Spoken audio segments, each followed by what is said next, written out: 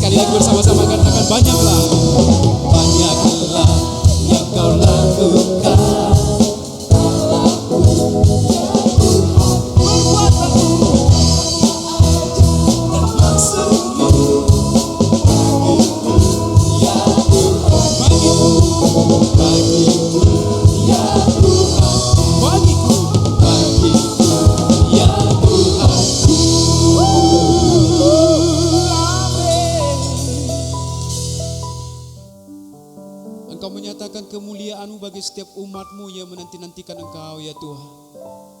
Setiap hari kami rindu lawatan-Mu. Di rumah-rumah kami tetap merendahkan hati mencari wajah-Mu ya Tuhan.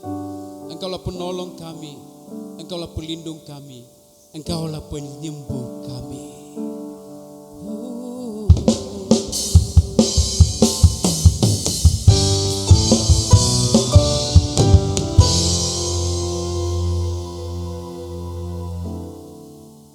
Engkau Tuhan yang setia, waktu-Mu selalu yang terbaik. Engkau Tuhan sandaranku, dan ku hanya kan berharap padamu.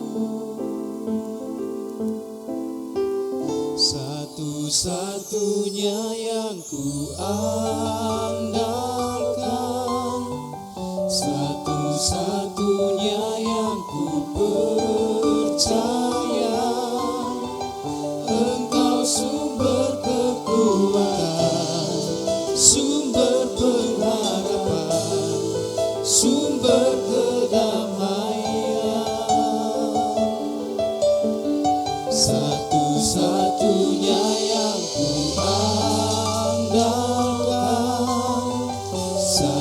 Satu-satunya yang ku percaya,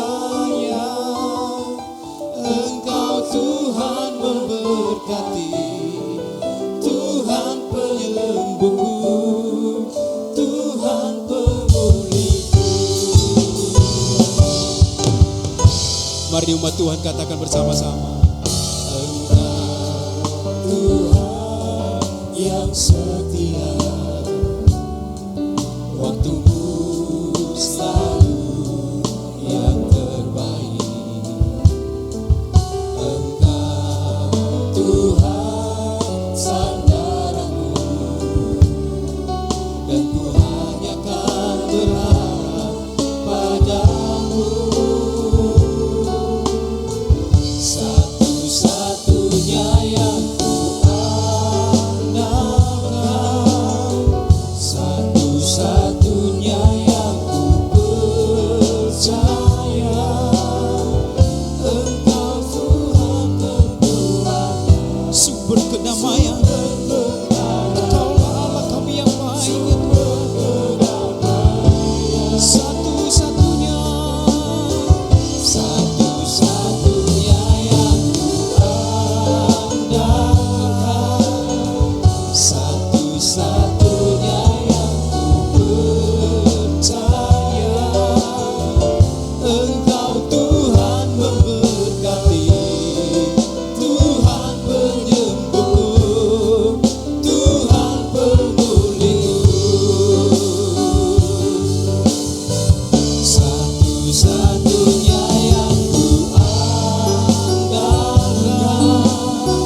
satu-satunya yang ku percaya, Engkau sumber kekuatan, sumber pengharapan, sumber kedamaian.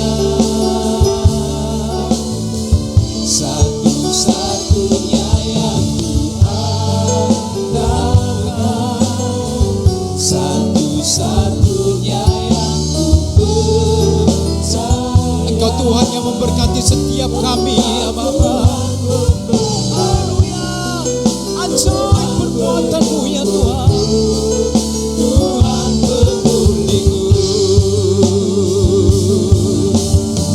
satu-satunya yang ku andalkan, satu-satunya yang ku percaya, Engkau sumber kekuatan, sumber pengharapan, sumber kedamaian. Satu-satunya yang ku andalkan, satu-satunya yang ku percaya, Engkau Tuhan memberkati, Tuhan penyembuh, Tuhan pemulihku. Engkau Tuhan memberkati, Tuhan penyembuh, Tuhan pemulihku. Engkau Tuhan memberkati, Tuhan penyembuh, Tuhan pemulihku.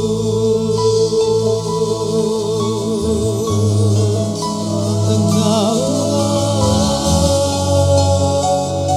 yang sanggup menyembuhkan, yang sanggup memulihkan setiap kami,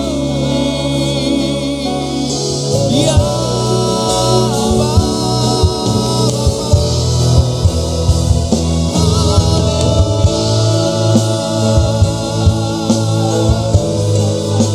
Engkau selalu ada bagi kami, ya Tuhan. Hari-hari yang kami lalui, penyertaan-Mu sempurna dalam hidup kami. Oh Yesus Tuhan, ya Allah Bapa, kami sembah di dalam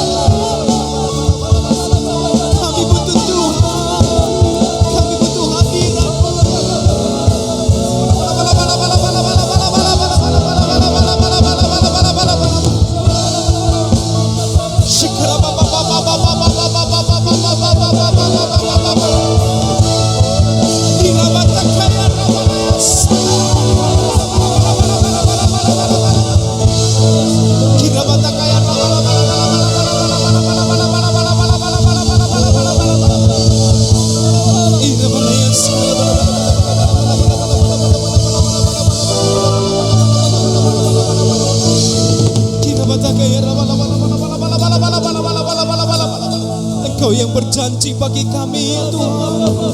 Engkau yang menggenapinya bagi kami Yesus.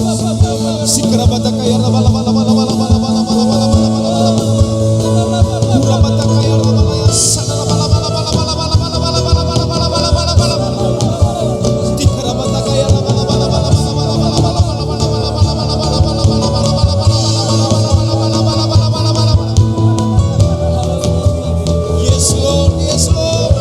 Ajaib Tuhan, ajaib Tuhan. Sepasti mentari bersinar, itu pun janjimu.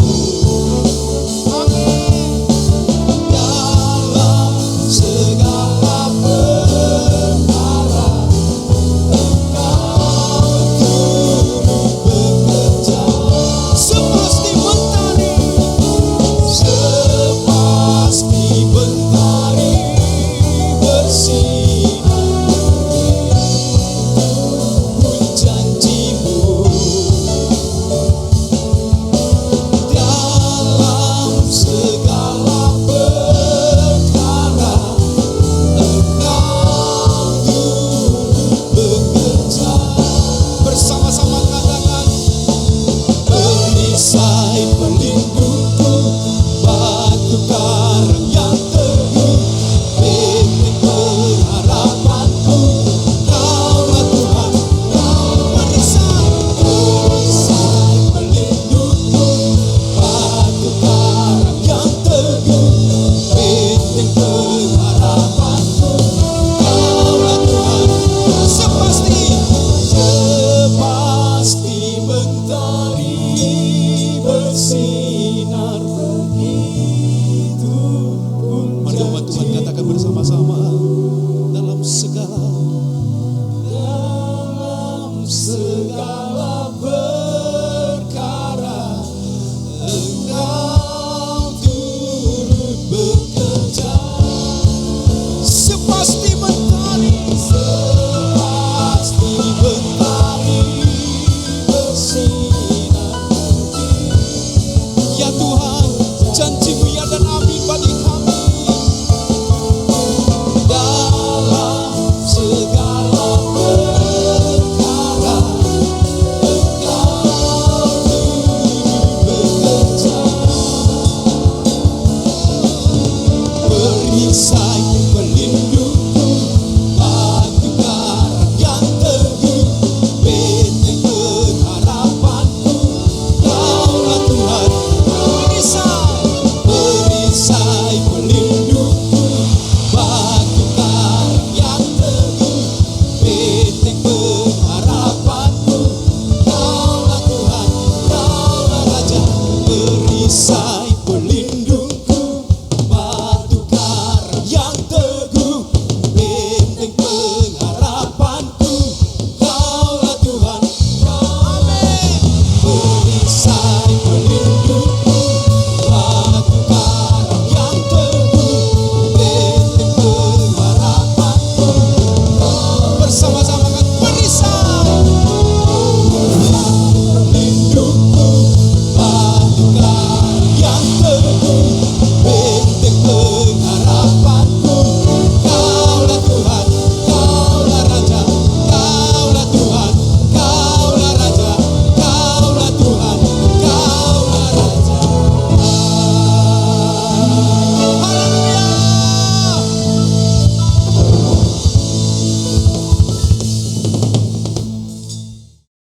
Biarlah pujian, penyembahan yang boleh kami naikkan pada saat ini ya Tuhan. Engkau hadir dan melawat setiap kami dan seluruh umat-Mu. Kami percaya Tuhan, hadirat-Mu senantiasa memberikan kami damai sukacita. Hadirat-Mu lah yang memberikan kami kekuatan supaya kami bisa terus melangkah menghadapi realita di dalam kehidupan ini. Langit adalah tatamu, bumi adalah tumpuan kakimu.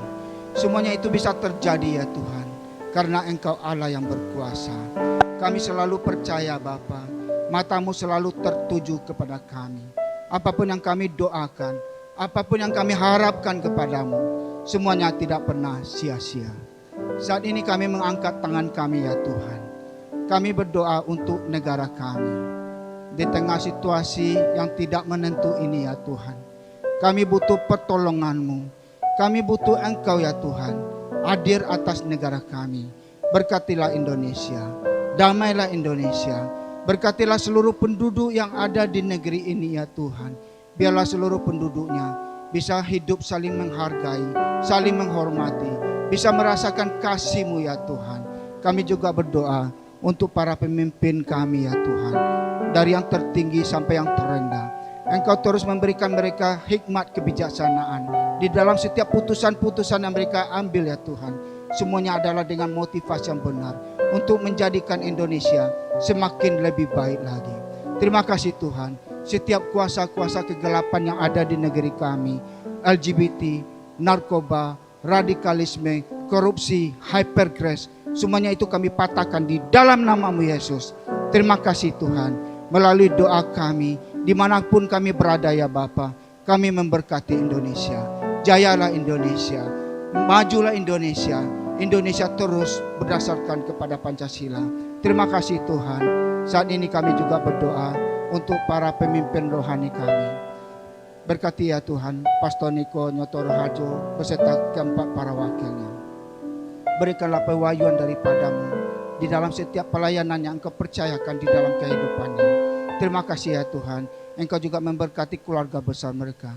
Tutup bungkus dengan kuasa darah-Mu ya Bapa. Jauhkanlah mereka dari virus COVID-19 ini. Berikanlah mereka kesehatan, berikanlah mereka umur yang panjang ya Tuhan. Terima kasih Bapa. Kalau saat ini Engkau mempercayakan gembala pembina kami untuk bisa menyampaikan isi hati-Mu, biarlah urapan yang baru menyertai pelayanan hamba-Mu ini. Engkau memberkati mulut bibir hamba-Mu ini ya Tuhan. Dan biarlah setiap perkataan firman yang boleh disampaikan di tempat ini, semuanya menjawab kebutuhan umat-Mu. Terima kasih Tuhan. Kami juga berdoa untuk gembala kami, Pendeta Johan Makmur, beserta Ibu Rebecca sebagai penopang di dalam pelayanannya. Berkati gembala kami ya Tuhan. Berikan kesehatan, berikan damai sejahtera daripada-Mu. Engkau memberkati pelayanannya ya Tuhan. Engkau memberkati seluruh keluarga besarnya ya Bapa. Semuanya ada di dalam perlindungan-Mu. Terima kasih Tuhan. Kami juga memberkati seluruh full timer yang menopang, yang menolong pelayanan hamba-Mu ini. Engkau memberikan mereka yang terbaik di dalam kehidupan mereka. Terima kasih Tuhan. Kami juga berdoa untuk seluruh jemaat-Mu yang ikut beribadah pada saat ini. Apapun menjadi pergumulan mereka hari-hari ini ya Tuhan, Engkau memberikan jalan keluar. Yang lemah Engkau kuatkan, yang sakit Engkau sembuhkan ya Tuhan. Yang berbeban berat Engkau angkat setiap beban mereka. Terima kasih Tuhan, bagi-Mu yang dapat memberikan jauh lebih besar dari apa yang bisa kami doa dan kami pikirkan.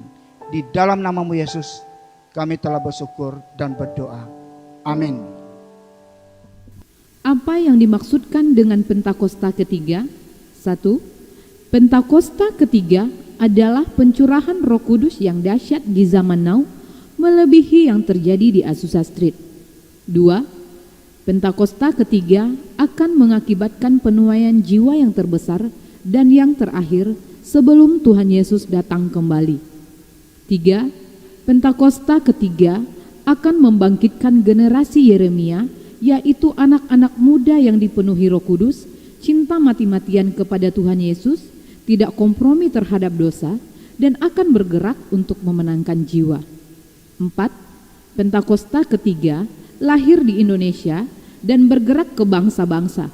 Gerakan ini dari timur ke barat dan akan kembali ke Yerusalem. 5. Pentakosta ketiga akan memberikan kuasa untuk menyelesaikan amanat agung, dan setelah itu Tuhan Yesus datang kembali. Shalom semuanya. Ketika Tuhan Yesus ditanya oleh murid-muridnya akan tanda kedatangannya dan tanda kesudahan dunia ini, maka salah satu dari tanda itu adalah penyakit sampar yang bisa kita sebutkan sebagai pandemi COVID-19. Jadi pandemi COVID-19 adalah bagian dari tanda kedatangan Tuhan Yesus di awan-awan untuk menjemput gerejanya. Ada yang berkata bahwa penyakit sampar sudah terjadi berulang-ulang. Malah pada tahun 1918 sampai dengan 1920 ada wabah flu Spanyol yang menyebabkan 50 juta orang meninggal. Tetapi Tuhan Yesus belum datang. Jangan-jangan setelah pandemi COVID-19 Tuhan Yesus juga tidak akan segera datang. Kalau kita bicara Tuhan Yesus tidak segera datang, ini tidak sesuai dengan yang dikatakan Tuhan Yesus dalam kitab Wahyu. Dalam kitab Wahyu, Tuhan Yesus berkata, "Aku datang segera," sebanyak 4 kali. Dan waktunya sudah singkat, waktunya sudah dekat, sebanyak 2 kali. Jadi kalau Tuhan Yesus berkata, "Aku datang segera," 2000 tahun yang lalu, apalagi hari-hari ini, pasti lebih segera lagi. Hati-hati, jangan terjebak menjadi pengejek-pengejek yang dengan ejekannya berkata, "Di mana janji kedatangannya itu? Dari dulu keadaan tetap seperti ini. Katanya salah satu tanda adalah penyakit sampar. Mana buktinya? Penyakit sampar sudah terjadi berulang-ulang. Tetapi ternyata Tuhan Yesus belum juga datang." Jangan berkata bahwa setelah pandemi COVID-19 Tuhan Yesus pasti datang kembali. Atau jangan juga berkata bahwa setelah pandemi COVID-19 Tuhan Yesus belum segera datang. Kita tidak tahu dengan pasti kapan kedatangan Tuhan Yesus kembali. Hanya Bapa di sorga saja yang tahu. Yang penting Tuhan Yesus berkata bahwa penyakit sampar seperti pandemi COVID-19 ini adalah bagian dari tanda kedatangannya. Tuhan Yesus menghendaki agar kita percaya bahwa Dia akan segera datang. Sehingga kita akan sungguh-sungguh mempersiapkan diri kita untuk menyambut kedatangannya.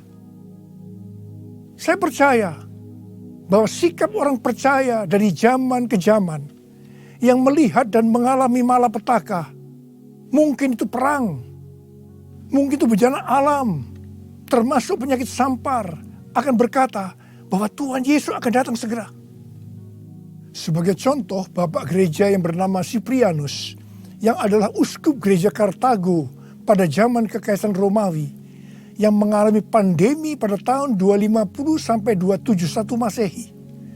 Pada saat itu di Roma saja sekitar 5.000 orang meninggal per hari.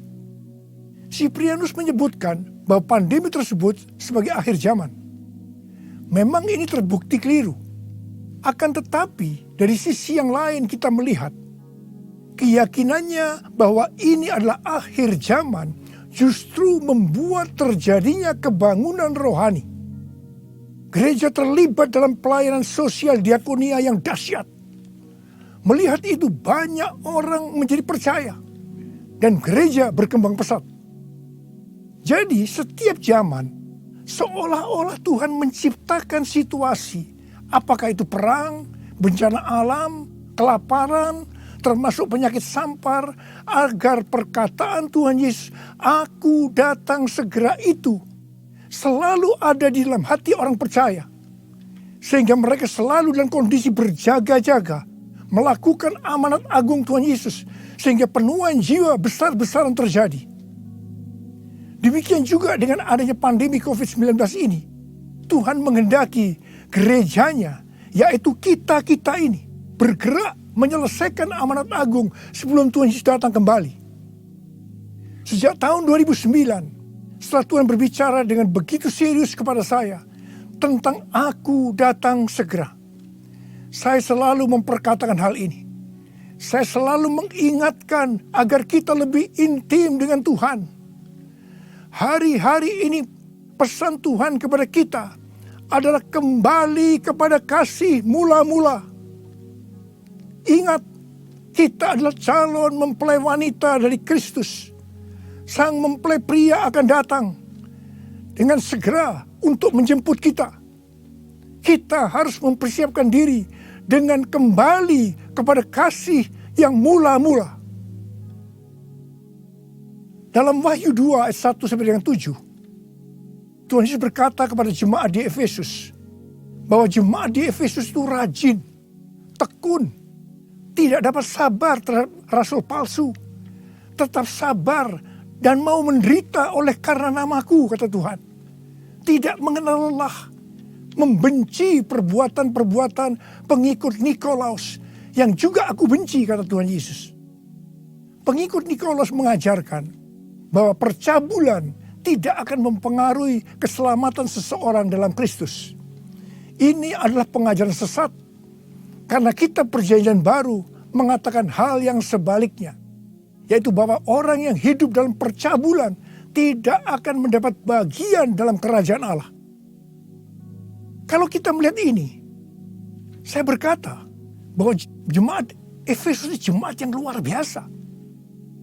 Akan tetapi Tuhan Yesus melanjutkan dengan berkata, namun demikian aku mencela engkau, karena engkau telah meninggalkan kasih-Mu yang semula.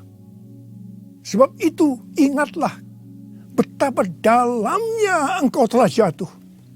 Bertobatlah dan lakukanlah lagi apa yang semula engkau lakukan. Jika tidak demikian, aku akan datang kepadamu dan mengambil kaki dianmu dari tempatnya, jikalau engkau tidak bertobat.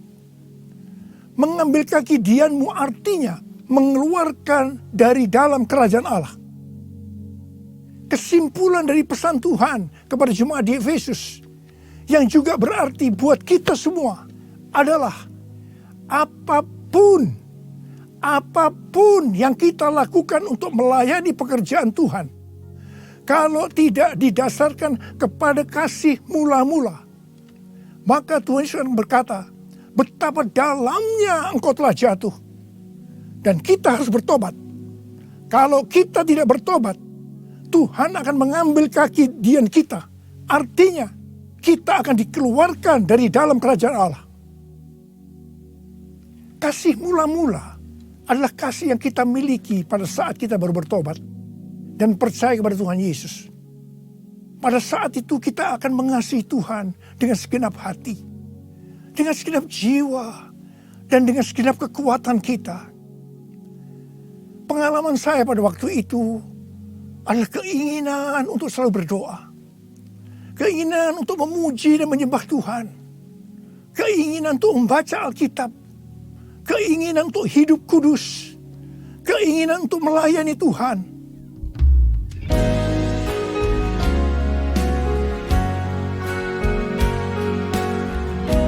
Ku cinta Kau Yesus, hanya Engkau bagiku Yesus. Sungguh ku rindu mengatakannya, betapa aku mengasihimu. Engkau Allah dan Rajaku, kekasih dan hidupku. Engkau segalanya bagiku. Ku bersyukur kepadamu. Ku bersyukur kepadamu. Ku bersyukur kepadamu.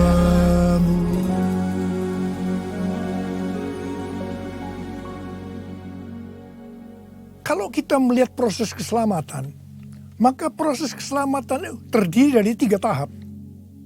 Tahap yang pertama adalah proses justification, yang artinya pembenaran. Tahap yang kedua adalah proses sanctification, yang artinya pengudusan. Tahap yang ketiga adalah proses glorification, yang artinya pemuliaan atau pengangkatan.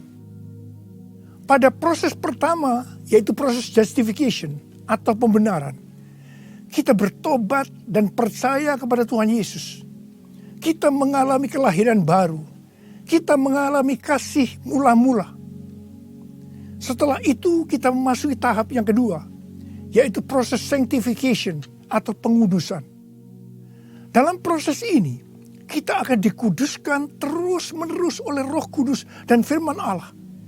Sehingga kita menjadi serupa dengan gambarnya, yaitu menjadi murid Tuhan Yesus. Setelah itu kita akan masuk dalam proses yang ketiga, yaitu glorification, yang artinya pemuliaan atau pengangkatan. Jadi yang diangkat itu adalah mereka yang menjadi serupa dengan gambar Yesus, yaitu murid Tuhan Yesus.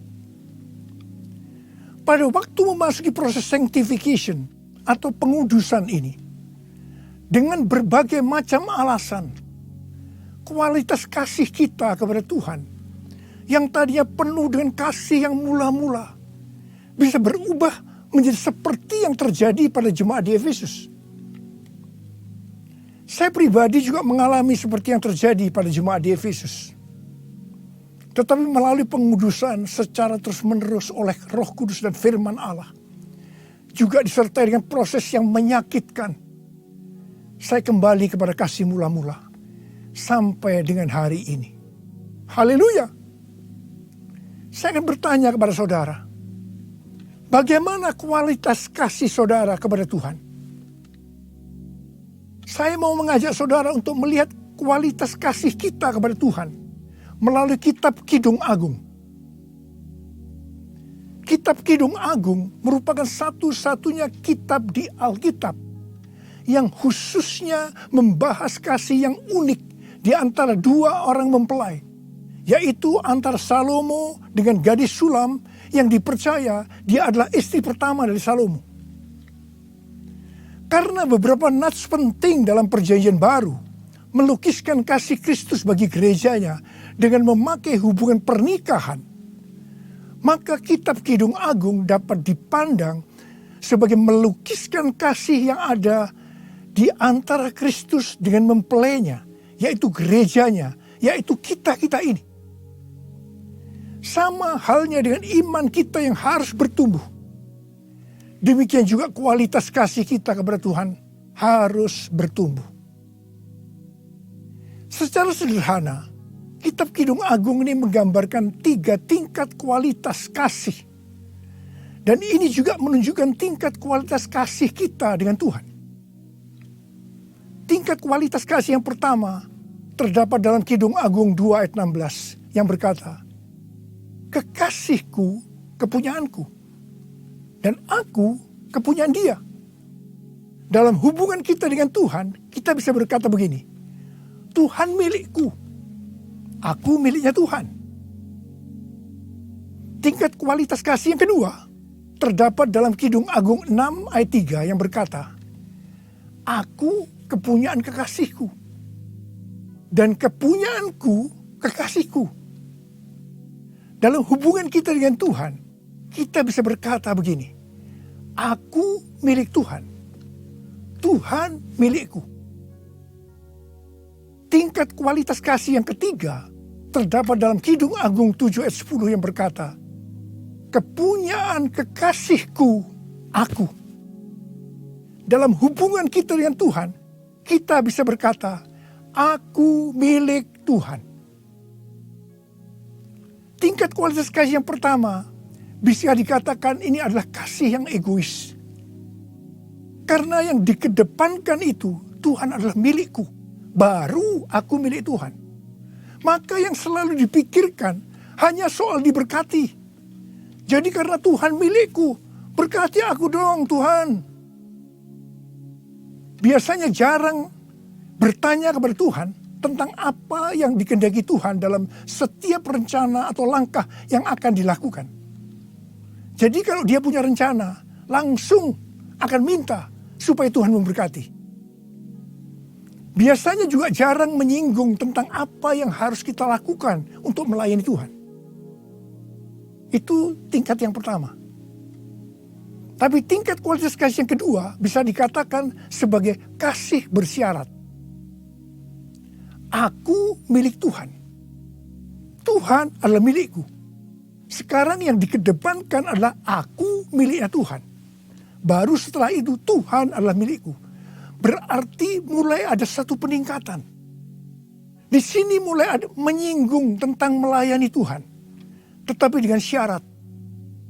Supaya Tuhan memberkati.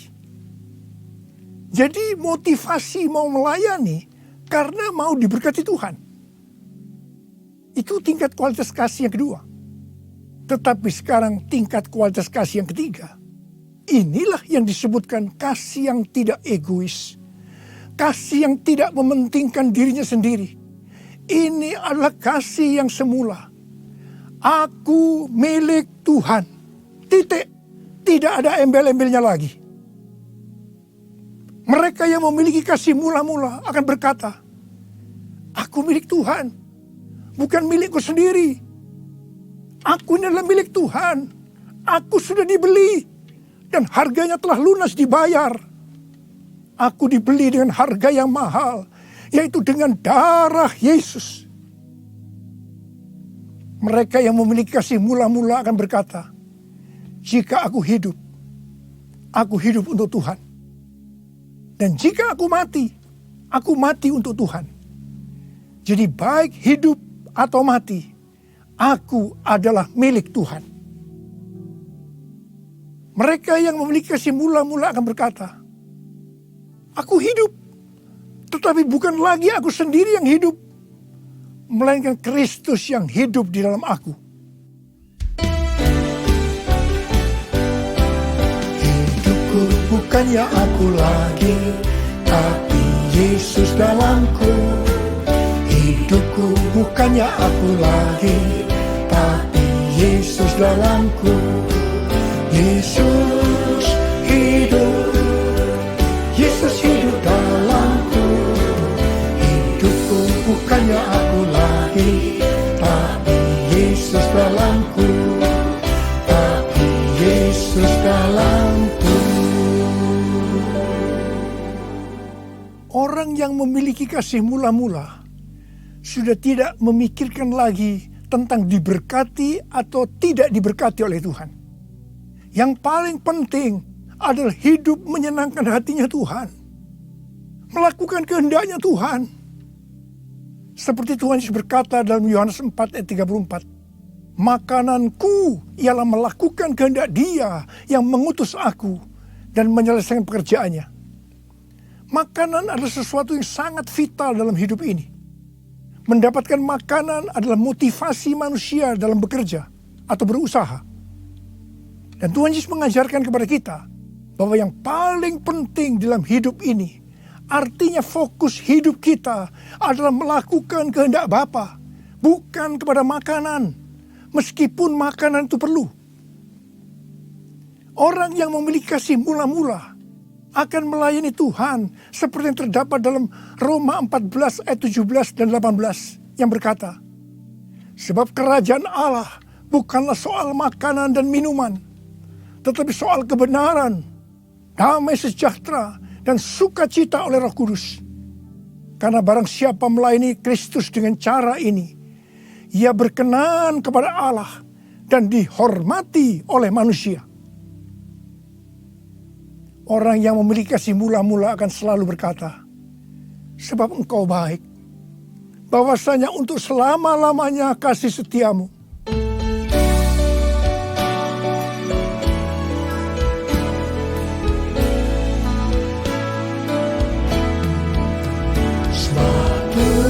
Hamba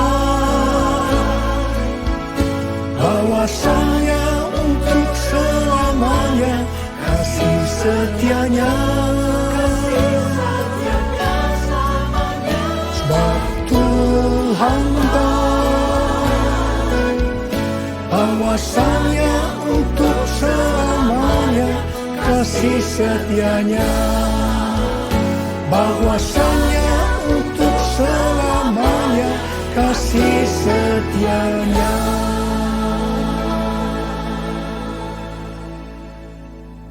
Pujian ini diajarkan oleh Daud dan terus dinyanyikan setelah zaman Daud.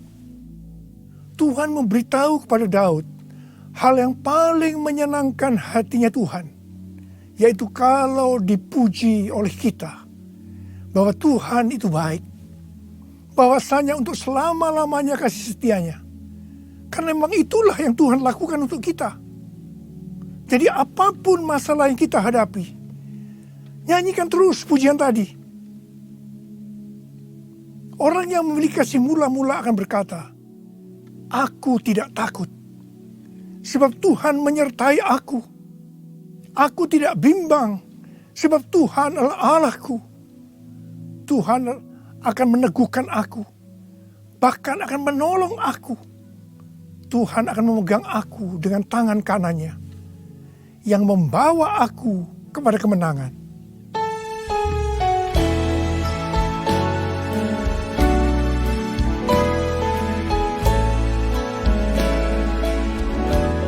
Ku tidak takut, sebab Kau besertaku. Ku tidak bimbang, sebab Engkau Allahku. Engkau meneguhkanku, bahkan menolongku. Kau batu karangku, Yesus Tuhan. Yesus memegangku dengan tangan kanan-Mu. Yesus memberiku kemenangan. Yesus memegangku dengan tangan kanan-Mu. Yesus memberiku kemenangan. Yesus memberiku kemenangan. Yesus memberiku kemenangan. Haleluya. Orang yang memiliki kasih mula-mula dalam masa pandemi COVID-19 ini akan tetap percaya kepada janji Tuhan dan terus memperkatakannya. Orang yang memiliki kasih mula-mula akan berkata, Tuhan, saya mau menyelesaikan amanat agung dengan kuasa dari Roh Kudus, yaitu Pentakosta yang ketiga. Tuhan, saya berjanji untuk memakai mulut ini hanya berbicara tentang firman Tuhan, bukan yang lain-lain. Orang yang memiliki kasih yang mula-mula akan melakukan firman Tuhan seperti yang terdapat dalam lagu ini. Aku mengasihi Engkau Yesus dengan segenap hatiku. Aku mengasihi Engkau Yesus dengan segenap jiwaku. Ku renungkan firman-Mu siang dan malam, ku pegang perintah-Mu dan ku lakukan. Engkau tahu ya Tuhan, tujuan hidupku hanyalah untuk menyenangkan hati-Mu. Menyenangkan hati-Mu, menyenangkan hati-Mu.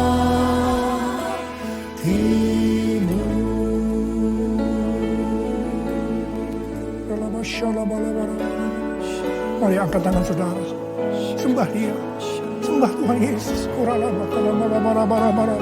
Tuhan Yesus, sembah. Yang sudah berbahasa roh, sudah berbahasa roh saat ini. Yang belum, terus katakan haleluya, haleluya.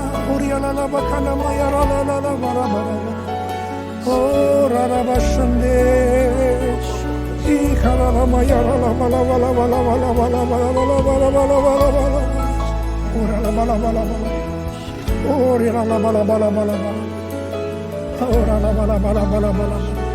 Orala bala. Orala bala. Ori lebeda bala. Hamba berdoa buat anak-anak-Mu ini semua Tuhan. Hamba berdoa mereka kembali kepada kasih yang mula-mula. Kembali kepada kasih yang semula. Kasih yang mula-mula. Ya Tuhan, hamba berdoa buat mereka. Tuhan, terima kasih. Terima kasih ya Tuhan, terima kasih Engkau akan segera datang untuk kali yang kedua. Bapa, hamba berdoa di tengah pandemi COVID-19 ini. Anak-anak-Mu yang mengalami bermacam-macam masalah. Engkau tolong mereka ya Tuhan. Tolong ya Tuhan. Mungkin mereka ketakutan, kebingungan. Ketakutan yang berlebihan, paranoid Tuhan. Tolong mereka ya Tuhan. Yang terpapar dengan COVID-19 sakit Tuhan. Dalam nama Yesus, aku sekarang perintahkan COVID-19. Kau keluar. Sembuh dalam nama Yesus. Sembuh dalam nama Yesus. Sembuh dalam nama Yesus. Oh Tuhan, terima kasih. Katakan terima kasih. Terima kasih ya Tuhan. Terima kasih ya Tuhan. Terima kasih. Terima kasih ya Tuhan. Terima kasih. Oh rala bara. Terima kasih. Oh rala bara. Terima kasih. Dalam nama Yesus. Dalam nama Yesus. Amin. Mari saudara-saudara, kita akan masuk dalam perjamuan kudus. Kita akan mengingat ayat ini. Sebab setiap kali kamu makan roti ini dan minum cawan ini, kamu memberitakan kematian Tuhan sampai Ia datang. Perjamuan kudus adalah perjamuan Tuhan Yesus sendiri. Setiap kali kita masuk dalam perjamuan kudus, Tuhan Yesus selalu berkata, biarlah ini menjadi peringatan akan daku. Karena itu mari arahkan hati kita kepada Tuhan. Kita akan mengingat kebaikan Tuhan. Mari tundukkan kepala. Tuhan, siapakah kami ini sebelum kami mengenal Engkau? Kami semua orang berdosa. Upah dosa adalah maut, mati. Tapi Engkau yang tidak berdosa telah dijadikan dosa oleh karena kami. Engkau harus mati dengan penderitaan yang luar biasa ya Tuhan. Itu Engkau ya Aba. Betapa baiknya Engkau. Engkau jadikan kami sebagai anak-anak-Mu. Engkau tuntun kami, Engkau bela, Engkau lindungi, Engkau berkati. Engkau sembuhkan kami, Engkau ajar kami ya Tuhan. Engkau juga menghajar kami kalau kami salah Tuhan. Terima kasih ya Aba. Terima kasih Engkau itu adalah Engkau ya Tuhan. Tuhan Yesus akan memberkati saudara melalui perjamuan kudus ini. Tapi Tuhan mau kita makan dan minum dengan cara yang benar. Karena itu masing-masing sekarang berdoa. Lihat keadaan dirimu masing-masing. Jangan menyimpan dosa. Kalau ada dosa yang Tuhan ingatkan saat ini, langsung minta ampun. Ampuni saya Tuhan. Ampuni saya. Katakan ampuni. Ampuni ya Tuhan. Ampuni. Supaya sudah diberkati oleh Tuhan. Tuhan ampuni anak-anak-Mu. Kau melihat mereka yang sedang meminta ampun di hadapan Tuhan. Ampuni mereka. Kasihani mereka ya Tuhan. Kasihani. Layakkan kami masuk dalam perjamuan kudus. Kami akan masuk dalam perjamuan kudus dengan hati yang penuh sukacita. Hati bersyukur. Dalam nama Yesus kami berdoa. Amin. Sekarang, mari. Angkat roti di tangan kanan saudara tinggi-tinggi. Sebab apa yang telah kuteruskan kepadamu telah aku terima dari Tuhan. Yaitu bahwa Tuhan Yesus pada malam waktu ia diserahkan mengambil roti dan sesudah itu ia mengucap syukur atasnya. Ia memecah-mecahkannya dan berkata, inilah tubuhku yang diserahkan bagi kamu. Perbuatlah ini menjadi peringatan akan aku. Sudah dikasih Tuhan, bukankah roti yang kita pecah-pecahkan ini adalah persekutuan kita dengan tubuh Kristus? Mari kita makan dalam nama Yesus.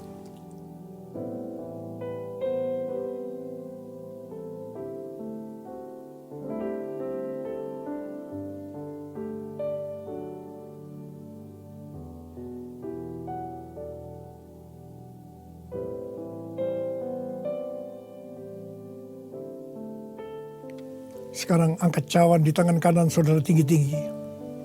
Demikian juga ia mengambil cawan sesudah makan lalu berkata, cawan ini adalah perjanjian baru yang dimutrakan oleh darahku. Perbuatlah ini setiap kali kamu meminumnya menjadi peringatan akan aku. Saudara kasih Tuhan, bukankah cawan pengucapan syukur yang atasnya kita ucapkan syukur adalah persekutuan kita dengan darah Yesus. Mari kita minum dalam nama Yesus.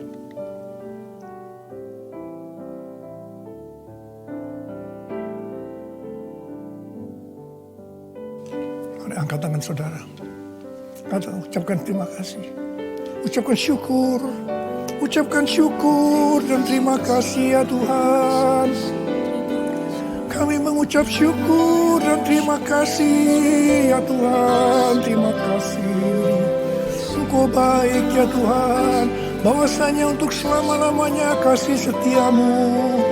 Engkau baik ya Tuhan. Engkau baik ya Tuhan. Bahwasanya untuk selama-lamanya kasih setiamu.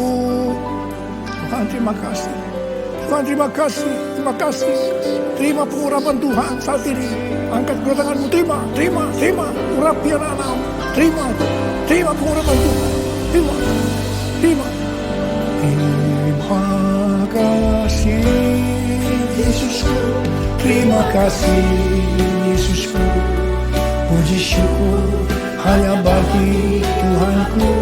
Terima kasih Yesusku. Terima kasih Yesusku. Puji syukur hanya bagi Tuhanku. Terima kasih. Terima kasih Yesusku. Terima kasih Yesusku. Puji syukur hanya bagi Tuhanku. Terima kasih Yesusku. Terima kasih Yesusku. Puji syukur hanya bagi Tuhanku. Puji syukur hanya bagi Tuhanku. Puji syukur hanya bagi Tuhanku.